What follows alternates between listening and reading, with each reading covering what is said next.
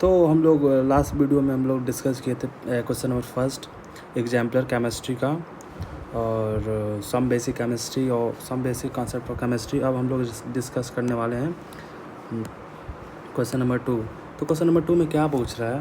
Question number 2 में क्या पूछ रहा है? Measured temperature on Fahrenheit scale is 200 Fahrenheit दे दिया है और what is the reading of beyond Celsius scale, और सेल्सियस स्केल पे पूछ रहा है। तो इसके लिए एक नॉर्मल सा फॉर्मूला आपके लिए आता है जो फ़ारेनहाइट के लिए होता है। फ़ारेनहाइट के लिए 9/5 डिग्री सेल्सियस में और प्लस 32, ये फार्मूला ये आपको याद रखना है, ये तो याद ही रखना है।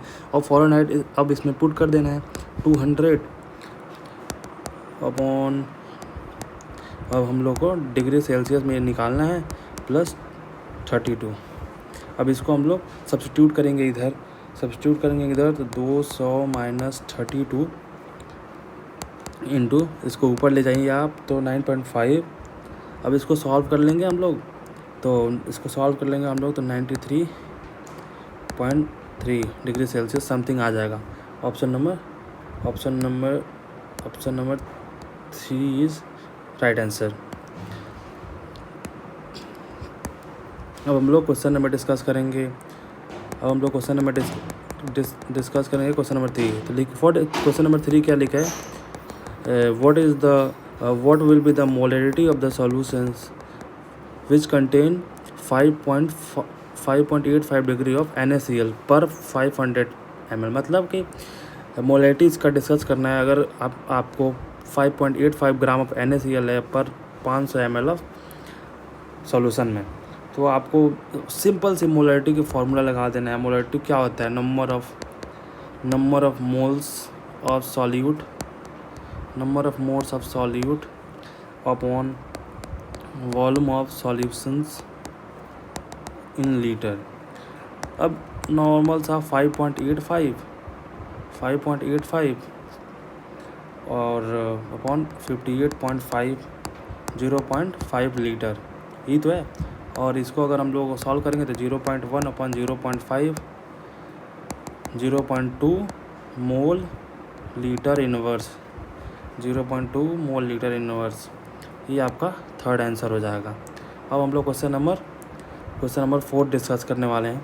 तो देखिए क्या लिखा हुआ है। If 500 ml of 5 molarity solutions is diluted to 1500 ml, what will the molarity of the solutions obtained. अब इसमें भी मोलैरिटी फाइंड करना है। देखिए ये सब नॉर्मल क्वेश्चंस हैं, ये सब क्वेश्चंस आ भी सकते हैं नीट के पॉइंट ऑफ व्यू से, क्योंकि नीट थोड़ा सा टफ भी हो सकता है, थोड़ा सा हार्ड भी हो सकता है, इसलिए आप अपनी प्रैक्टिस अच्छे से रखिए, और कोई बात नहीं है। तो देखिए इसका नॉर्मल से M1V1 इक्वल टू M2V2 से निकल जाएगा 5 इंटू M2 इंटू 1500। अब हम लोग M2 यहाँ से निकाल देंगे, तो 5 इंटू 500 अपॉन 1500, M2 निकालेंगे 1.66 मोलैरिटी आएगा। 00 से 00 काट देंगे, 5 से 3 काट देंगे, 3 से ऊपर से काटेंगे 1.66 आएगा। तो option number second is correct answer. अब 5 नंबर सॉल्व करेंगे। लिखा है the number of atom present in 1 mole of element is equal to Avogadro number, which of the following element contain the greatest number of the atom. Greatest number of the atom इसमें किस में है? तो क्या करेंगे हम लोग, आराम से इसको धीरे धीरे सॉल्व करेंगे। ये सब क्वेश्चन बहुत आते हैं, थोड़ा सा स्पेस बना लिया जाए, आराम से इसको सॉल्व किया जाए। देखिए पहले तो इसको सॉल्व किया जाए, हीलियम को सॉल्व किया जाए। तो इसका सबसे नॉर्मल फार्मूला क्या होता है? Number of atom is equal two moles into Avogadro number. इसको याद रखना है आपको, बस आप अगर याद रखते हैं। और एक फार्मूला होता है नंबर ऑफ मोल्स, ये तो नंबर्स ऑफ एटम हो गया, अगर एटम निकालना रहेगा। तो अगर नंबर ऑफ मोल्स निकाला रहा तो वेट अपॉन मॉलिक्यूलर वेट, बस। अब 4 ग्राम हीलियम है तो 4/4 इज इक्वल टू 1 मोल, इसका 1 मोल हो गया। अब इसका निकालेंगे 46 इंटू 23 इसका मॉलिक्यूलर वेट हो जाएगा। मॉलिक्यूलर वेट 23 इसका इज इक्वल टू 2 मोल। अब कैल्शियम का निकालेंगे 0.4 अपॉन मॉलिक्यूलर वेट कितना होगा 40, कैल्शियम में कितना होता है 40, इसका 0.01 मोल हो गया। अब 12 ग्राम हीलियम का क्या होगा, 12 ग्राम हीलियम का होगा 12 इंटू हीलियम का 4 होता है, तो हीलियम का 3 मोल। सबसे ज़्यादा किसका है मोल,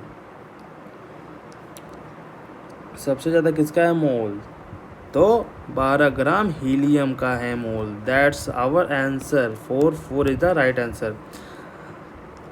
अब देखिए क्या लिखा है, ये क्वेश्चन बहुत अच्छा क्वेश्चन है, इसमें बस आपको डेटा चेंज कर देगा, बाकी चिपका देता है यही। तो अब देखिए इसका, if the concentration of glucose is 6C6H12O6 in blood is 0.9 ग्राम पर litre, what will be the molarity of the glucose in blood. अब मोलैरिटी पूछ रहा है, इसमें क्या होगा, सेम वही करेंगे, सेम वही करेंगे। तो पहले इसका मोलर मास निकालना पड़ेगा, तो मोलर मास ऑफ ग्लूकोज कितना होगा, मोलर C6H12O6, मोलर मास इसका निकालेंगे तो 12 इंटू 6 इसका हो गया, 12 इंटू 6 इसका हो गया। अब इसका प्लस 1 इंटू 12 प्लस 16 इंटू 6, अब इसका हो गया, अब इसका हो गया 180, इसका हो गया 180। अब मोलैरिटी निकालेंगे, इसका मोलैरिटी निकालो इसका, तो कंसंट्रेशंस ऑफ ग्राम पर लीटर में कंसंट्रेशन निकालेंगे प्लस मोलर मास निकालेंगे। अब कितना है इसका, ग्राम पर लीटर में कंसंट्रेशन कितना है, 0.90 gram litre inverse upon molar mass कितना होता है, 180 होता है, 80। अरे यार 180 ग्राम मोलर। अब इसको सॉल्व करेंगे तो 0.005 आ जाएगा मोलर। तो option number 3 is the right answer. अब क्वेश्चन नंबर 7 सॉल्व करते हैं। What will the molarity of the solution containing 18.25 gram of HCl in 500 gram of water, 500 gram of water. Molarity, अब इसमें देखिए मोलैलिटी निकालना है। मोलैलिटी का फॉर्मूला क्या होता है, मोलैलिटी का सिंपल सा फॉर्मूला आपको याद रखना है। मोलैलिटी का number of moles of solute upon mass of solvent in KG, याद रखना है इन केजी, ठीक। अब इसको सॉल्व करो आराम से। अब इसको क्या निकालना है, नंबर ऑफ मोल्स निकालना है। What will the molarity of the solution, इसमें दे रखा है HCl गैस का, वाटर दे ही रखा है। अब नंबर ऑफ मोल्स निकालना है, तो नंबर ऑफ मोल्स इसको निकालना है, इसको निकालोगे तो ऊपर चला जाएगा। नंबर ऑफ मोल्स निकालो तो 18.25 upon 13 a molecular weight, moles of solvent in KG 13.5। Number of moles पहले निकाल दो तो ये 0.5 आ गया, ठीक। अब ये हो गया नंबर ऑफ मोल्स, ठीक। अब मोलैरिटी का फॉर्मूला धर दो इस पर, मोलैलिटी इज इक्वल टू 0.5 और कितना आया है ये 0.5, ये 500 ग्राम है, तो 500 ग्राम में कितना हो जाएगा, केजी में करोगे तो 0.5 ग्राम, 0.5 केजी हो जाएगा। ये भी होगा कितना, वो 1 मोलैलिटी। तो option number 4 is the right answer. अब क्वेश्चन नंबर 8 पे चलते हैं। क्वेश्चन नंबर 8 क्या है, 1 mole of any substance consist Avogadro number of atom molecule, ठीक है। Number of molecule of H2SO4 represent in 100 ml of 0.0 solution is इतना। देखो एकदम सिंपल क्वेश्चंस हुए हैं, आपको थोड़ा सा दम लगाना है, ऐसे ही क्वेश्चंस आते हैं। तो आपको पता है कि मास इज इक्वल टू क्या होता है, number of moles upon volume. इसी को सब्स्टिट्यूट करोगे तो N into M into V in litre, याद रखना इन लीटर। अब N is equal to M को क्या होता है 0.02 रखा हुआ है यहाँ पे, 0.02 M हो गया। V कितना है 0.1 100 ml है, 0.1 हम लोग लिख सकते हैं। अब ये आ गया 0.002।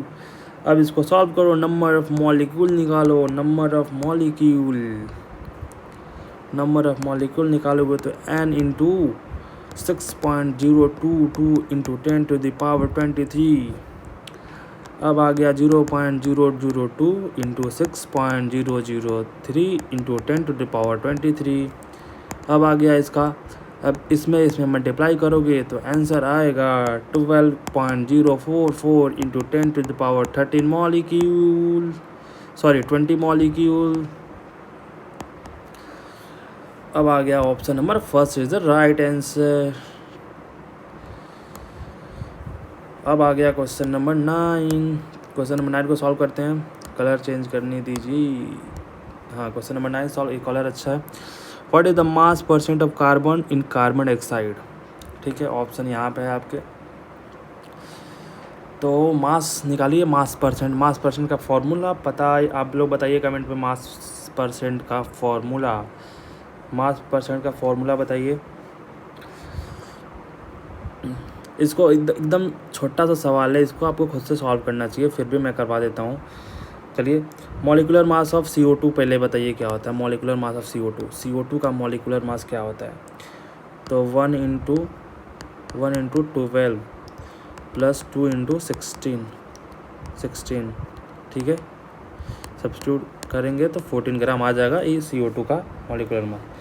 अब देखिए 1 gram molecule of CO2 contain 1 gram of carbon. 1 gram molecule CO2 में आता है 1 ग्राम एटम ऑफ कार्बन, तो 44 ग्राम ऑफ CO2 कंटेन कितना होगा, 12 ग्राम ऑफ कार्बन। तो परसेंटेज निकालिए, percentage of CO2 equal to 12/44। Simple सी बात है, इंटू 100। अब इसको सॉल्व करेंगे तो 27.27% आ जाएगा मास percent. Second is right answer. अब आते हैं क्वेश्चन नंबर 10। क्वेश्चन नंबर 10 पे आते हैं हम लोग। The empirical formula and molecular mass of a compound are CH2O and 180 respectively gram है, सॉरी।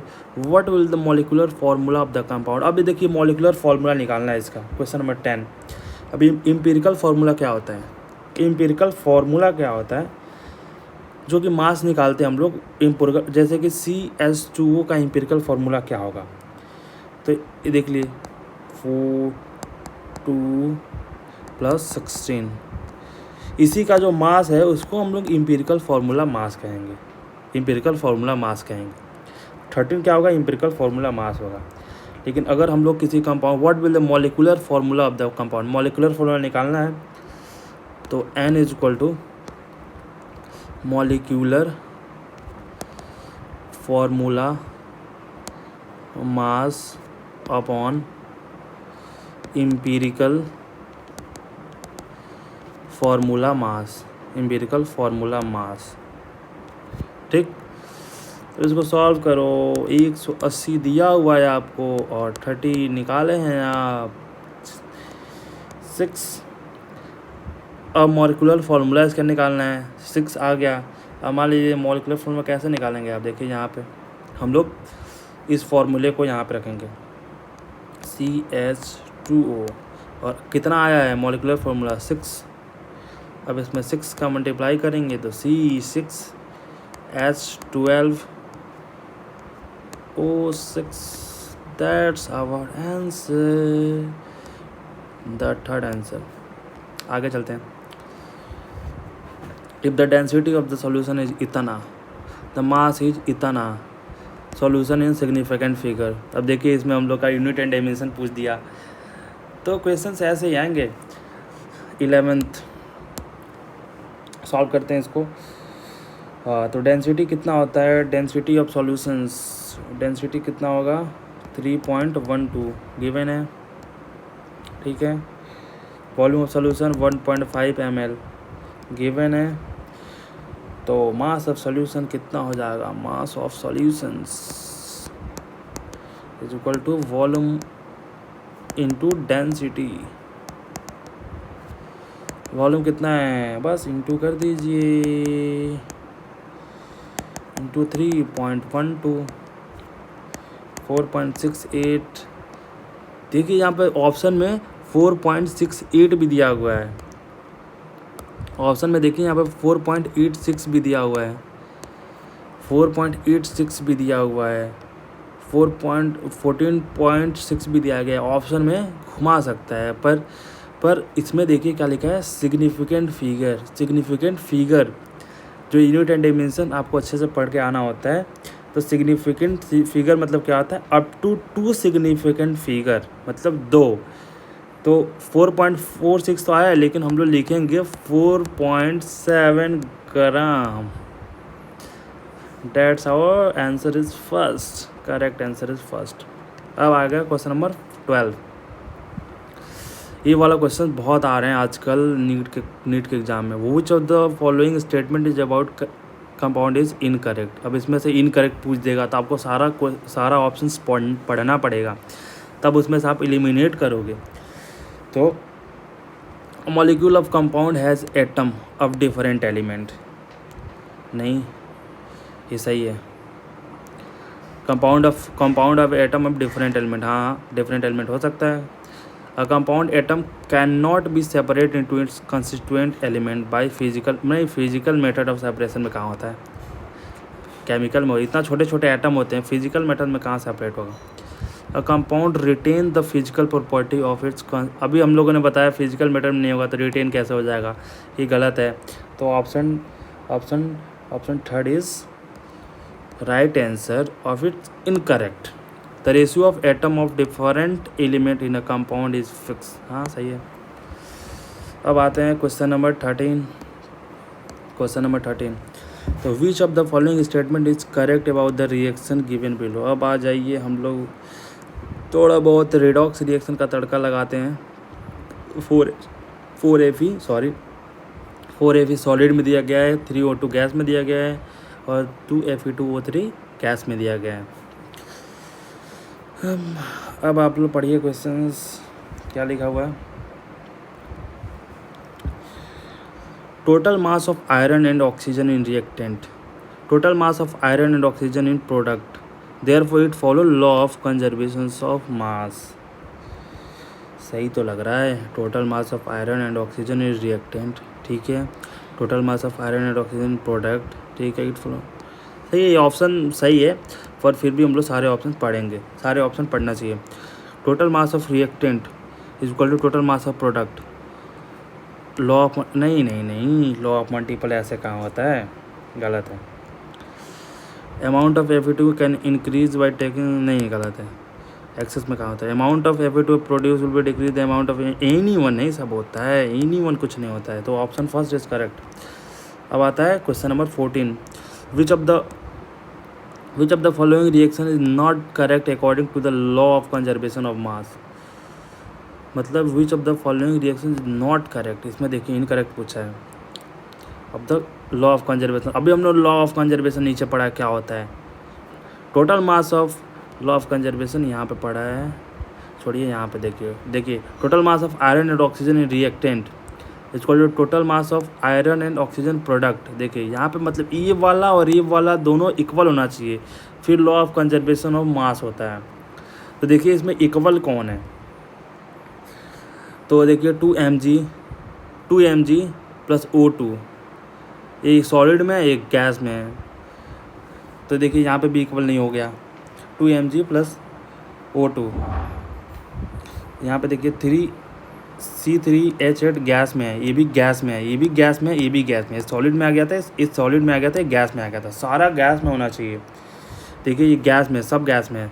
अगर एक सॉलिड में है, एक लिक्विड में है, तो वो हम लोग लॉ ऑफ कंजर्वेशन ऑफ मास नहीं लगाएंगे। देख लीजिए यहाँ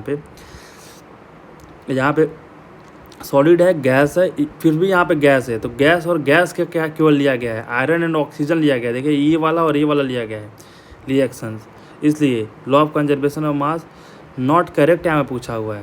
तो यहाँ पे गैस है, इसलिए इनकरेक्ट है, इसलिए ऑप्शन करेक्ट है। यहाँ पे देखिए solid gas, solid gas gas gas, ये भी करेक्ट इनकरेक्ट है। तो ये लॉ ऑफ कंजर्वेशन को फॉलो करता है। Question number 14। अब आता है क्वेश्चन नंबर 15। क्वेश्चन नंबर 15 बढ़िया क्वेश्चन है, समझाने वाला क्वेश्चन है। Which of the following statement indicate the law of multiple proportion is being follow, मतलब कौन सा मल्टीपल फॉलो करता है। तो sample of carbon dioxide taken by any source will always have carbon and oxygen, नहीं गलत है, ये फॉलो नहीं करता है। Carbon form two oxide namely CO2 and CO, ठीक है। Which masses oxygen which combined fix masses of simple ratio to, सही है, सही है। देखिए द CO2 का कितना होता है, CO2 का अगर हम लोग डिवाइड करें तो मतलब ये CO2 और CO को हम लोग दो ऑक्साइड में फॉर्म कर सकते हैं, और कंबाइन करने पे हम लोग 2:1 भी रेशियो आ सकता है। अब हम लोग आते हैं सेकंड टाइप के क्वेश्चन पे, मल्टीपल चॉइस क्वेश्चंस टाइप 2। एक टाइप का क्वेश्चन हम लोग फिनिश कर चुके हैं। थम्स अप करिए प्लीज़, लाइक करिए, सब्सक्राइब करिए, ताकि हमें भी मोटिवेट रहें और आपके लिए और अच्छे अच्छे सारे चैप्टर्स के बना सकें। इन द फॉलोइंग क्वेश्चन 2 और मोर ऑप्शन मे बी करेक्ट, इसमें 2 और मोर ऑप्शन भी करेक्ट हो सकते हैं, तो ध्यान से। तो 16 नंबर क्वेश्चन पढ़ते हैं हम लोग। तो 1 mole of oxygen gas at STP equal to, STP क्या होता है कमेंट में बताइए, STP का फुल फॉर्म क्या होता है, ओके कमेंट में बताइए। तो देखिए 1 mole of oxygen gas STP is equal to, तो पहला क्या है 6.0 molecule of oxygen, 6.0 gas 16 gram of oxygen 32 gram of. तो इसको सॉल्व करते हैं। 1 mole of O2,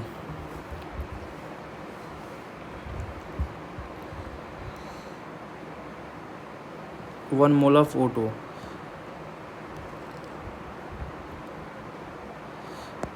1 mole of O2 gas 8 STP कितना होगा 6.022 इंटू 10⁻23 मोल मॉलिक्यूल, ठीक। चलिए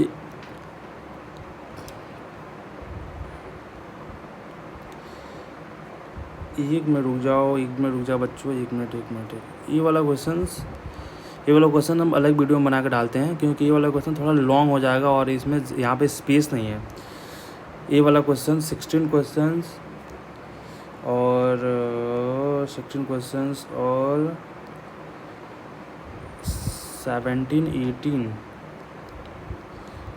18 कर देते हैं। 18 सही है, 18 सेम नंबर ऑफ एटम निकालना है बस।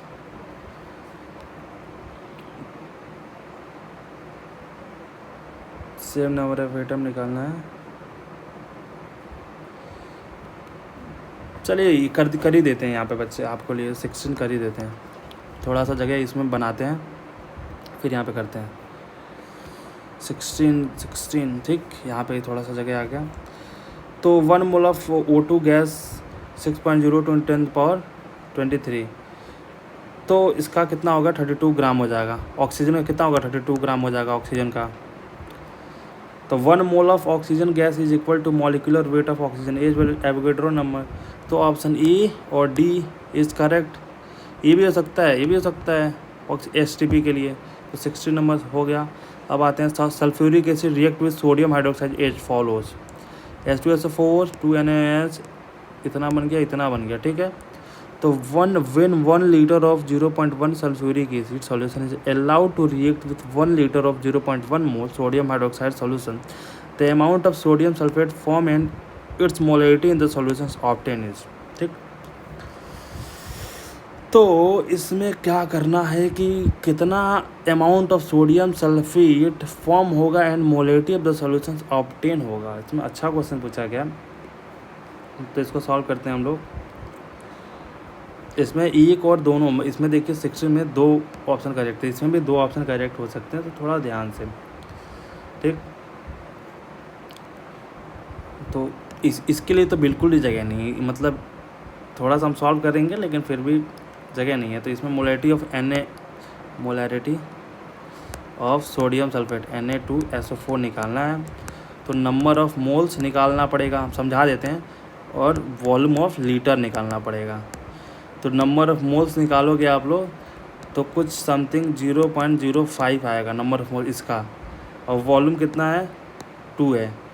तो सॉल्व करो 0.05 into 2 is equal to 0.025 mole litre inverse. Option number 3 is the correct answer. 18 number question, same number of atom निकालना है, सेम नंबर एटम निकालना है। Which of the following pair have the same number of atom. तो ये भी solve करो सारा।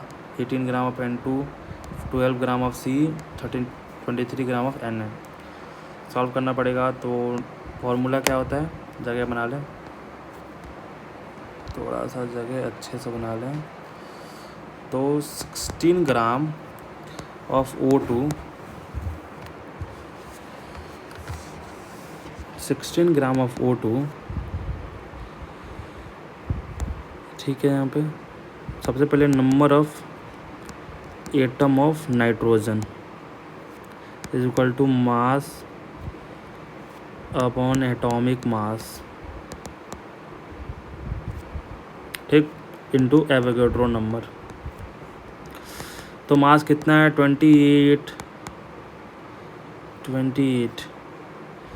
Into Avogadro number 6.023 into 10⁻23। इसको कटा 2 इंटू 6.023 इंटू 10⁻23। अब इसका कितना आ गया 12 Na आ गया। 12 Na लिख सकते हैं हम लोग, ठीक। अब हम लोग नाइट्रोजन का तो आ गया 12 Na, तो इसका आंसर डी भी हो सकता है। D 12 Na,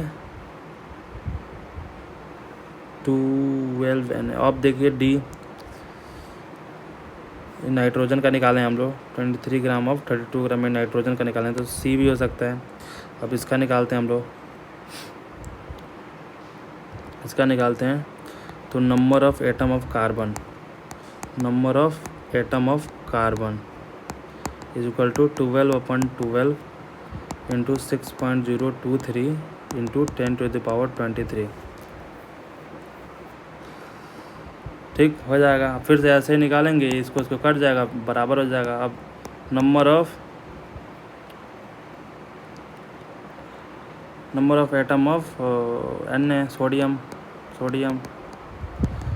23 into 23 into Na cut गया, Na आ गया, तो इसका भी ये भी हो सकता है, ये भी हो सकता है, राइट। अब आते हैं क्वेश्चन नंबर 19 पे। Question number 19, question number 19, which of the following solutions have the same concentrations. कौन ऐसा सॉल्यूशंस है जिसके सेम कंसंट्रेशंस है। पहला सॉल्व करेंगे, चलिए सॉल्व ही करते हैं डायरेक्ट इसको। पहला सॉल्व करते हैं। तो 20 gram of NaOH into 200 ml of solutions, ठीक। तो सॉल्व भी करते हैं। 20 ग्राम मोलैरिटी निकालो, molarity is equal to 20 into 1000 upon 14 into 200। अब इसको किसी को समझ तो नहीं आ रहा 40 किधर से आया। 40 इसका मॉलिक्यूलर वेट है NaOH का। 20 से 20 कैंसिल, 10 से 10 कैंसिल, 2 से 10 बार में जाएगा, और यहाँ से 4 से ये जाएगा, तो बचेगा कितना 2.5 m। ये हो गया पहला। अब आते हैं दूसरा निकालते हैं। तो 0.5 मोल ऑफ KCl और 200 ml ऑफ सॉल्यूशंस। तो इसका भी मोलैरिटी निकालना है। मोलैरिटी 0.5 इंटू 1000 इंटू 200, 00 से 00 कैंसिल, 5 से 5 कैंसिल, ये भी आ गया 2.5 m, ठीक। अब आते हैं तीसरा नीचे दिया गया है 40 ग्राम of NaOH upon 100 ml of solution. 40 gram of, इसका भी मोलैरिटी निकालना है। 40 gram of 40 into 1000 upon 40 into 100, 40 यहीं पे कट जाएगा, ये इससे कट जाएगा, इससे कट जाएगा, बचेगा यहाँ पे 10m। और अब आ गया चौथा, तो 20 gram of KOH in 200 ml of solutions. तो 20 ग्राम ऑफ KOH का क्या निकालेंगे, molarity is equal to 20 into 1000 into 56 into 200। अब 200 से 5 टाइम में कट जाएगा और ये बचेगा कितना, 100/56, ये आ जाएगा 1.785। अब देखिए ई और बी सेम है और सी और डी डिफरेंट है, तो हम लोग क्या पूछा है, सेम कंसंट्रेशंस, तो आंसर इज ए और बी इज करेक्ट आंसर। अब आते हैं क्वेश्चन नंबर 20। क्या पूछा है, 16 ग्राम ऑफ ऑक्सीजन है same number of molecule as in. ठीक, तो इसका निकाल दो यार, वही है नंबर ऑफ मॉलिक्यूल,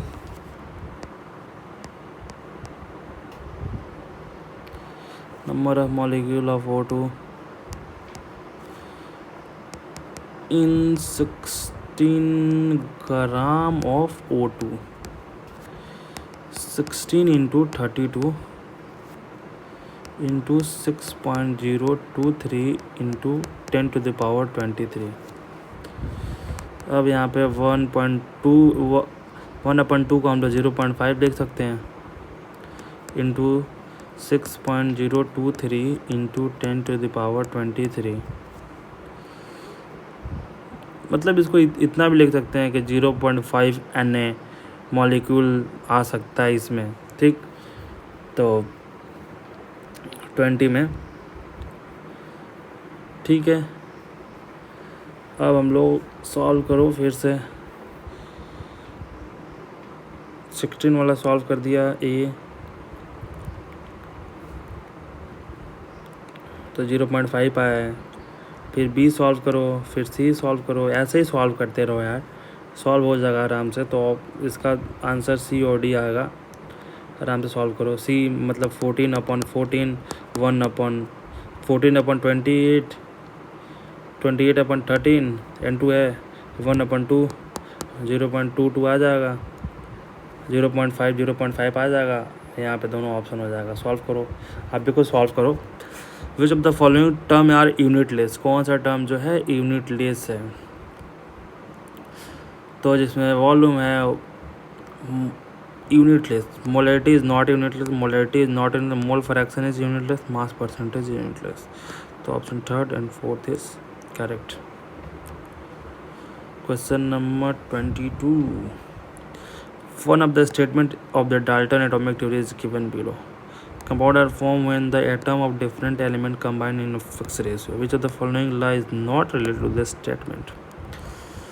तो compound are formed when atom of different element combine in a fixed ratio. कौन ऐसा compound है जो form होता है atom different ratio में होता है, तो कौन ऐसा है इसमें related नहीं है, तो option C, law of conservation of mass, law of definite proportion, law of multiple proportion, Avogadro law. तो इसका options law of conservation of mass होता है और एवोगैड्रो लॉ होता है। तो अभी आराम से ख़त्म होता है हम लोग का 22 तक का क्वेश्चन एग्जाम्पलर का। यहाँ तक एग्जाम्पलर इम्पोर्टेंट होते हैं, बाकी आप अगर सॉल्व करना चाहें तो ये भी सॉल्व कर सकते हैं, पर ये भी इतने कम स्पेस में सॉल्व हो नहीं पाएगा। तो हम सारे वीडियो के लेक्चर इसी तरह रिकॉर्ड करके आपको टाइप करते रहेंगे।